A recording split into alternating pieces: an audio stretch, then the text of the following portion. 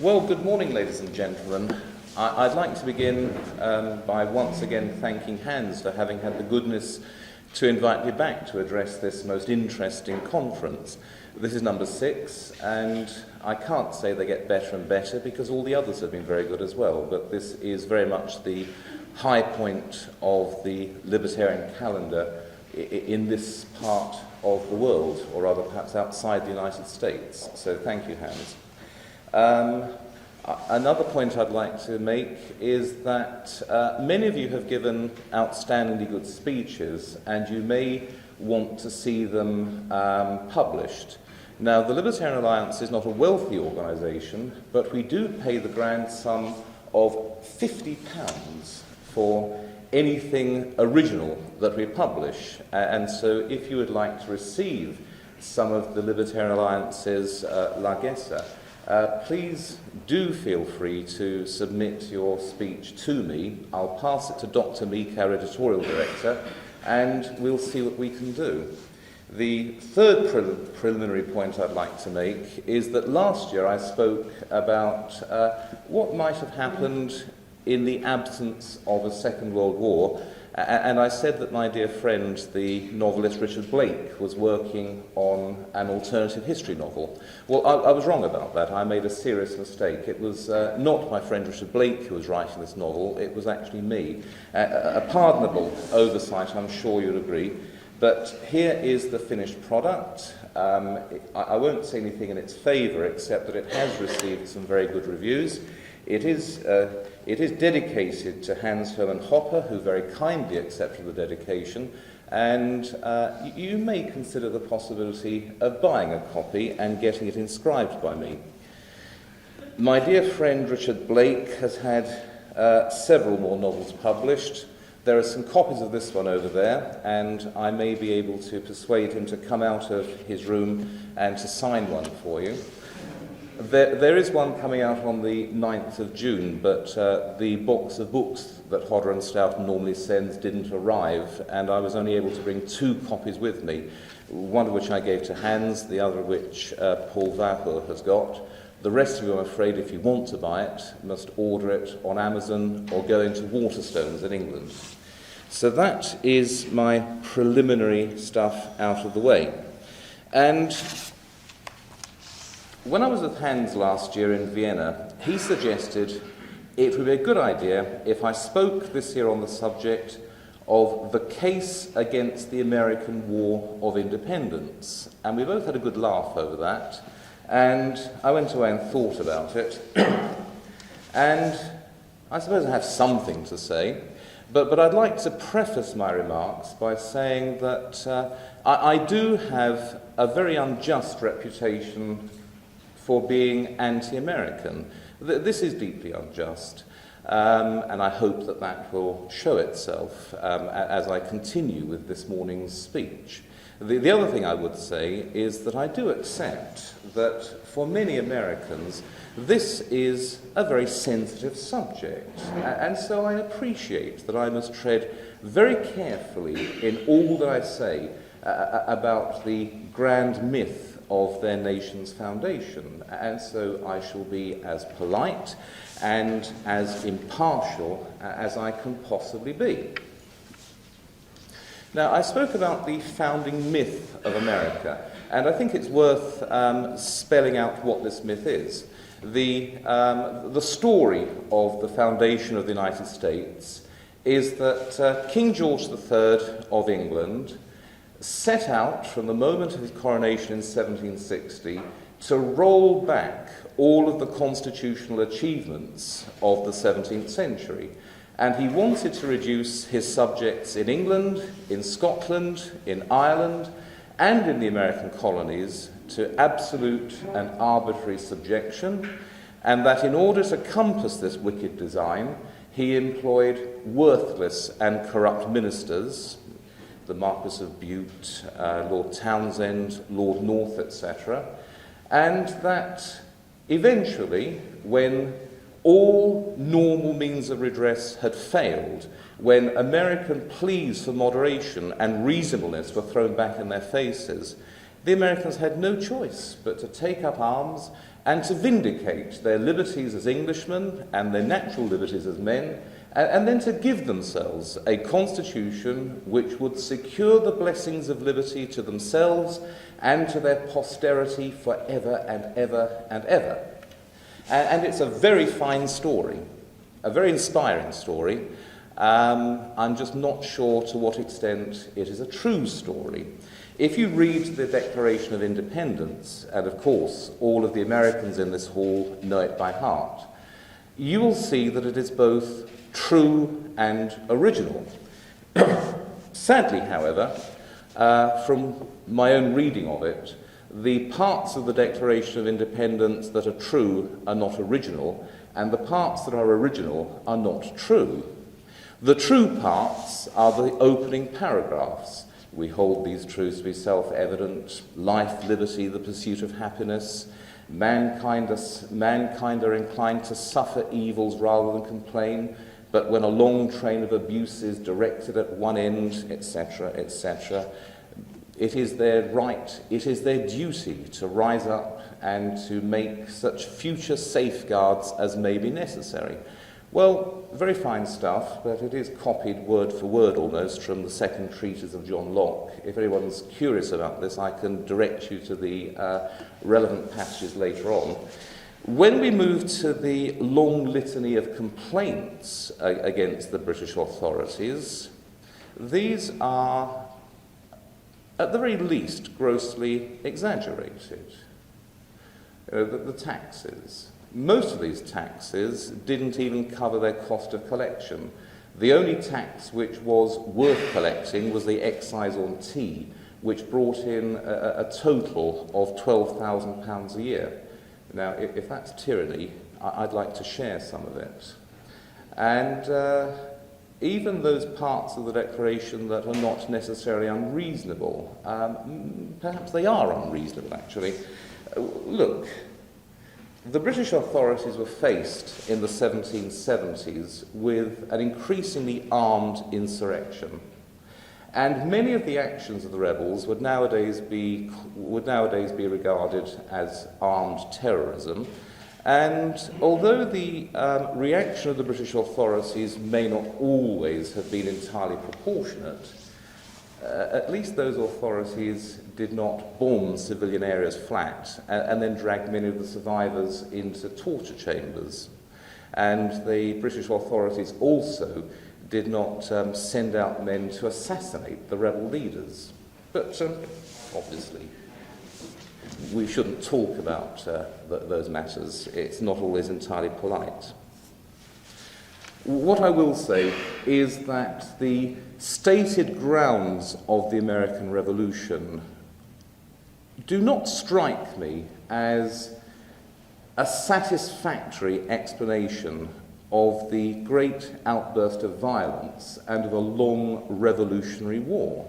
And indeed, there are many other people. You can denounce these people as lefties who simply don't like American freedom, but we do need to look at what other explanations there might be for the American Revolution. I suppose we could say that it was a stab in the back. For the first 150 years of their existence, the American colonies were rather small and poor, and they had rather large French colonies in the north breathing down their necks. Well, at the end of the 7 Years' War, by 1763, the French had been cleared out of North America, and there really was nothing to stop the American colonists from spreading out across the whole of the North American continent. And they didn't need British protection anymore, and so why not go for independence? Not entirely creditable as an explanation, but perhaps not unreasonable either. There are claims that I've never bothered investigating that many of the American rebel leaders were head over heels in debt to bankers in London, and that a revolutionary overthrow of British rule was their best way out of bankruptcy. Now, I've never bothered looking at these claims, and I do know that you should never believe anything you read about American history unless you investigate the facts for yourself, and I haven't investigated those facts.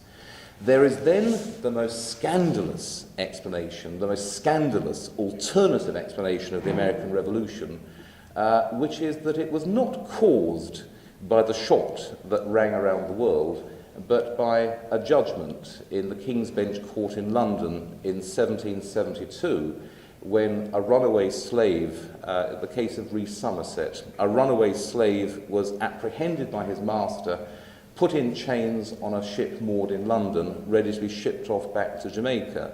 And Granville Sharp and various other abolitionists went into court demanding a writ of habeas corpus, and Lord Chief Justice Mansfield was eventually nagged and bullied into declaring that since slavery as an institution was unknown to the common law of England and was not sanctioned by any Act of Parliament, therefore any slave who set foot on English soil was automatically free.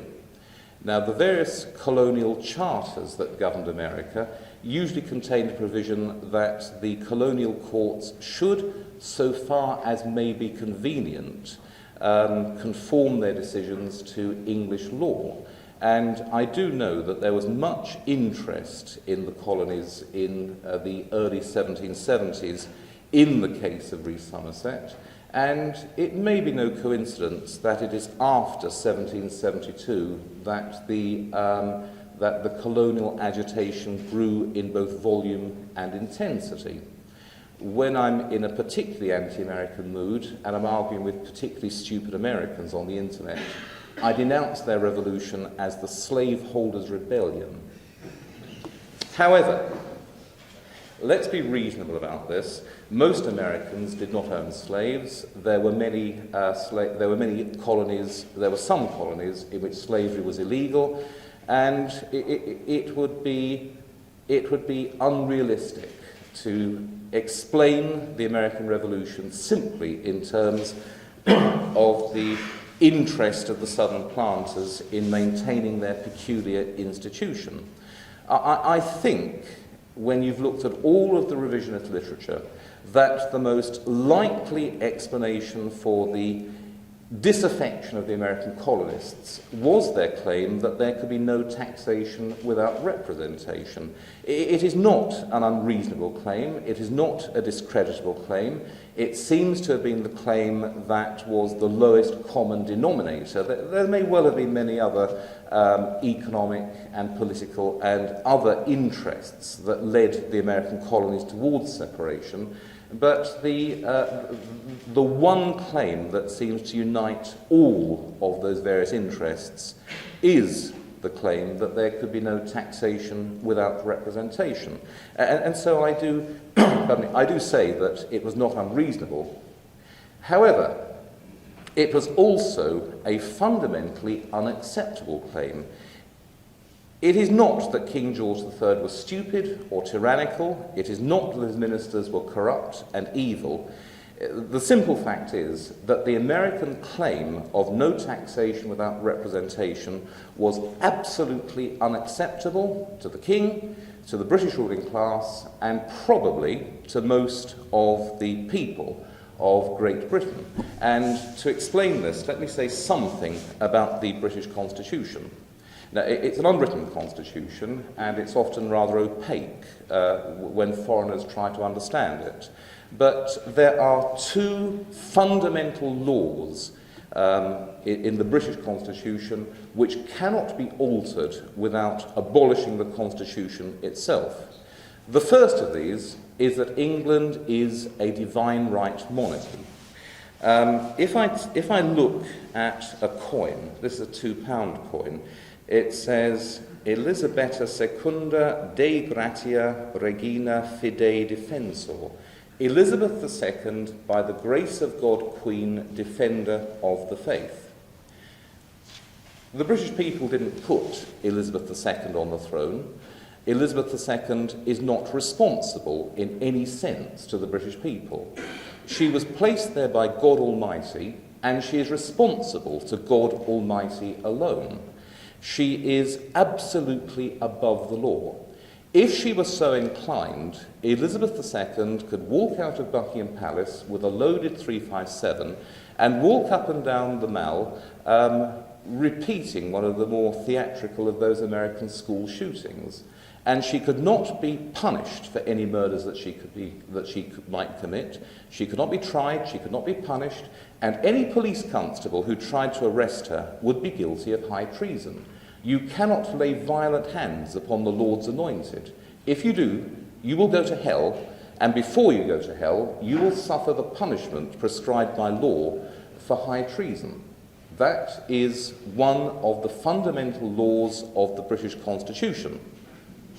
Now, you may readily agree that it is not just or expedient for a creature of such unlimited powers to be the actual head of government. The Queen of England has more theoretical powers than the hidden imam in Shiite Islam.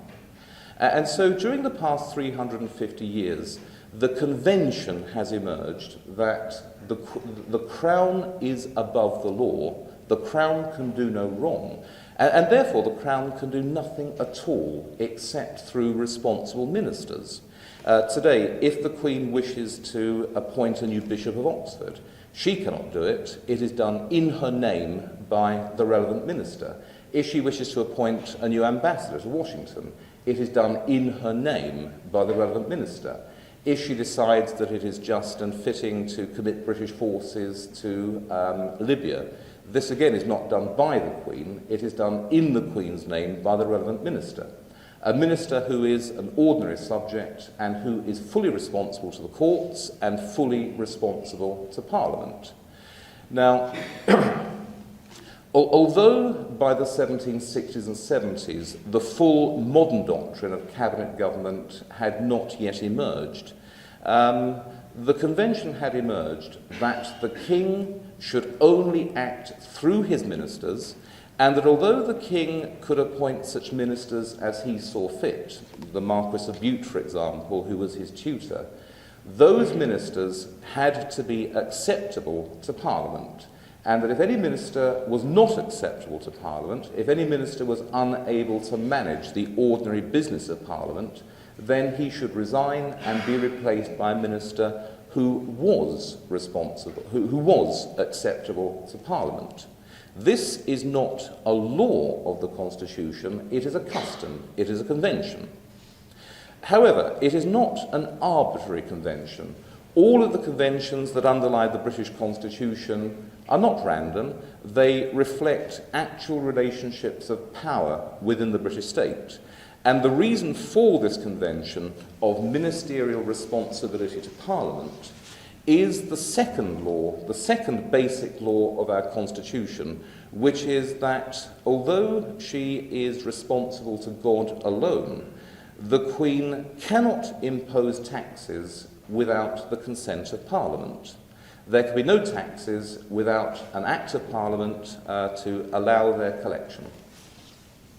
And this is the foundation of such English liberty as has existed. Not much left now, but this is the foundation of such English liberty as did exist in the past. That if the king wanted to carry on the normal government of the country, he had to give the entire direction of that government to ministers who were responsible to Parliament and accountable to Parliament, a Parliament which was, in a rather vague way, accountable to the British people. Now, the constitutional disputes of the 17th century all fundamentally revolved around this claim that there could be no taxation without parliamentary consent. Indeed, there could be no revenue collected without parliamentary consent. And during the 17th century, and indeed well into the 18th century, the King of England did have other sources of supply. He was not totally reliant on Parliament for his income, for his means of carrying on the government of the country. The King was the largest landowner in the country and collected large amounts of money in rent. He also was the feudal lord of the country and collected various medieval feudal dues. For example, if a rich man died and his daughter came of age, the king was able to find her a husband, and if she didn't want that particular husband, she would have to pay a fine to the king.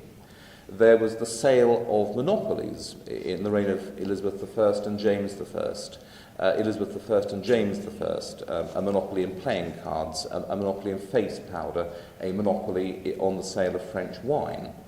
There was also things like ship money, an old medieval custom under which the counties of England which bordered the sea were required to build ships for the country's defence, or if they didn't want to build a ship, they would give money to the king to build a ship. And the early Stuart kings got their lawyers to work on this, and they extended ship money to the whole country to raise money without any act of Parliament. There was also the grant by Parliament in the first year of every king's reign of the lifetime right to collect certain customs duties. This was granted in the first year of the king's reign, and it continued for the rest of the king's life. There were then two other parliaments in the king's dominions. There was the Scottish Parliament and the Irish Parliament, and although Scotland and Ireland were very poor countries, it was possible by ruthless extortion to raise reasonable sums of money from these. And so the king was not totally dependent on Parliament. But of course the king did need to supplement his regular income also with regular acts of Parliament allowing him to collect emergency taxation.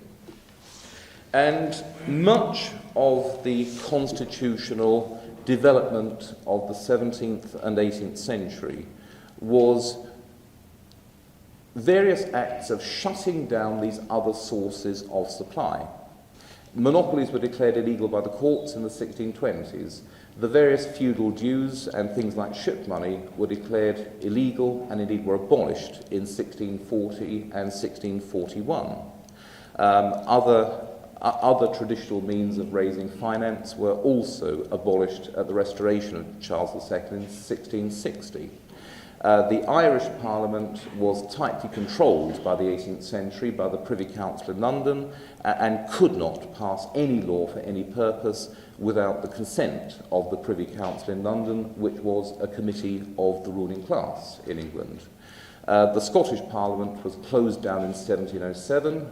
Officially, it was a merger of the two parliaments, but effectively, the Scottish Parliament was shut down. The crowns were united, or the countries were united within Great Britain, and a number of Scottish MPs were allowed to sit in the Parliament in London. And then in 1760, George III handed over all of the royal estates to Parliament in return for an annual grant of money called the Civil List. And so, by 1760, the constitutional progress of the 17th century was complete. The king had to appoint ministers acceptable to Parliament because the only source of finance for the king's government came from Parliament. They were locked together. Now, the American claim of no taxation without representation was a challenge to this. Many Americans regard the American Revolution as a natural development from the glorious revolution in England of 1688. In fact, what the Americans were demanding was a reaction. They were demanding not progress, they were demanding a reaction to the situation in the 17th century. They were possibly endangering the whole structure of English constitutional liberty as it had developed in the 17th and 18th centuries. I know that the Americans did sincerely believe that King George III governed England through the British Parliament, and he governed Rhode Island through the Rhode Island Colonial Assembly, and New York through the New York Assembly, and Delaware through the Delaware Assembly, and that all of these assemblies were of equal status. And there were many British radicals. There was a Major Cartwright who said that the true glory of the British Constitution is that it is a constellation of self-governing colonial assemblies throughout the whole of the empire. And Richard Price said the same. Richard Price is the dissenting preacher, one of whose sermons provoked Burke to write his reflections on the French Revolution. But you see, if you were a member of the British ruling class in the 1760s and 1770s, you would not see the American demands for taxes to be granted only by their own assemblies, and for the coordinate status of all parliamentary bodies throughout the empire as reasonable. You would see it as unreasonable and unacceptable.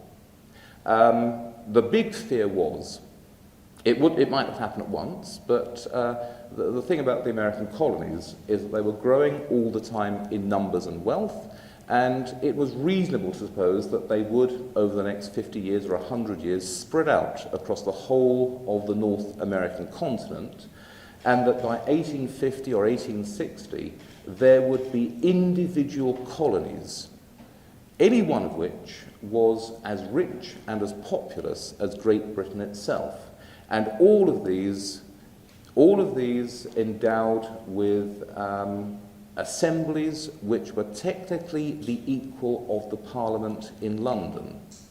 Now, given that possibility, it might then be possible for a future king to be able to play off those assemblies against each other.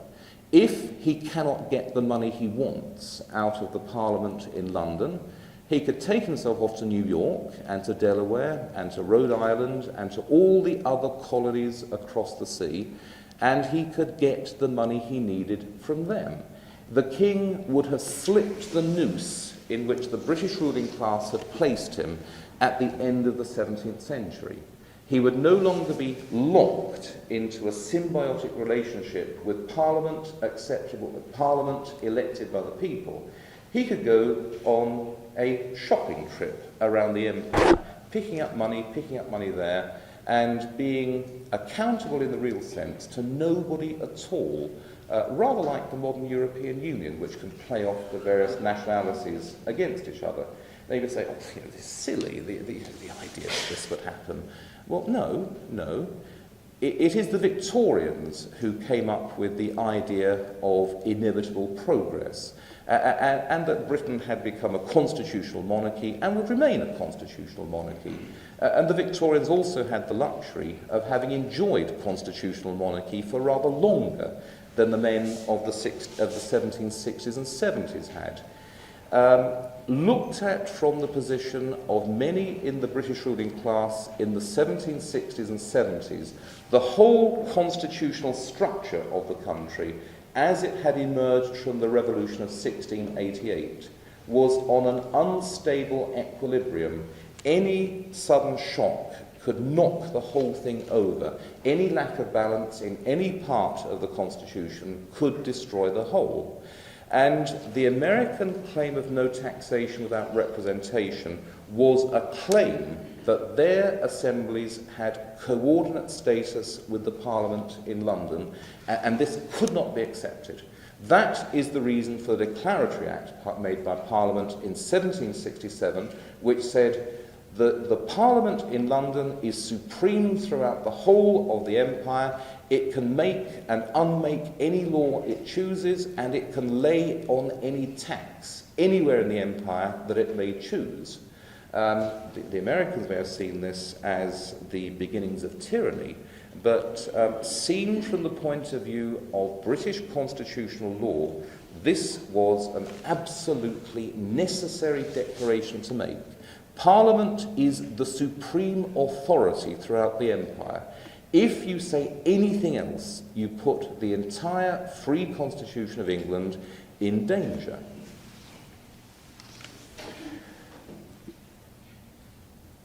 Now, of course, one of the problems of the American revolutionary dispute is that this was never properly spelled out to the Americans. Indeed, it is very difficult if you look through the speeches and pamphlets and letters of people at the time in England to see this doctrine clearly spelled out. But it does follow logically from the whole progress of the British Constitution in the 17th and 18th centuries.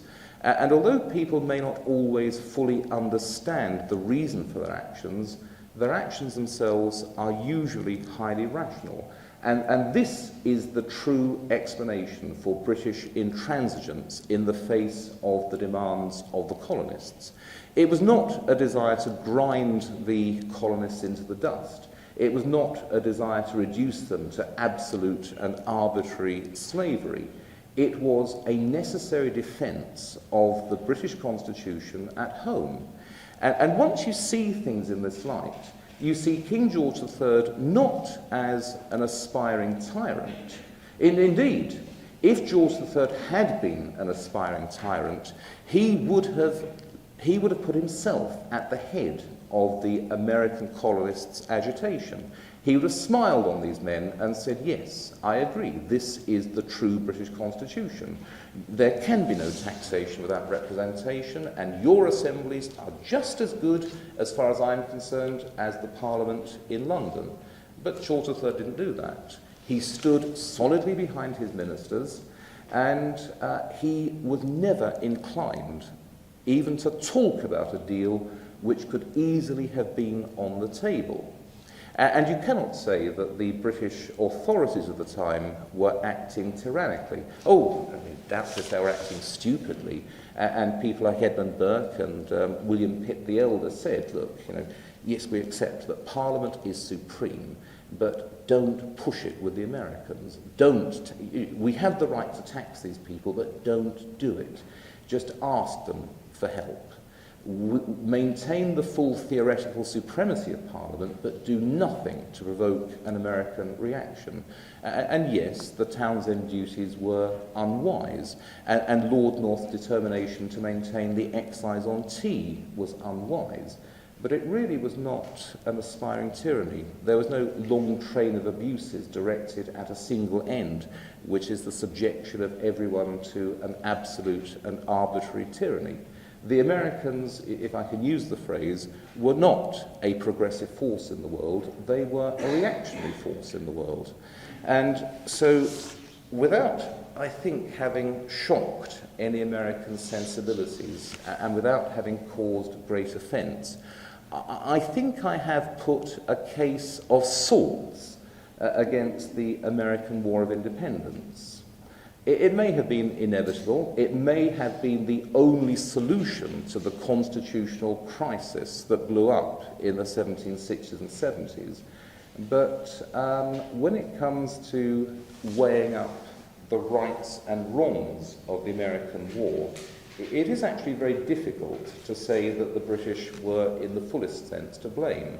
The American demands were unacceptable, and it would have been better if everybody had realised in the 1760s and 70s that this was an insoluble dispute, and some means had been found of effecting a peaceable separation.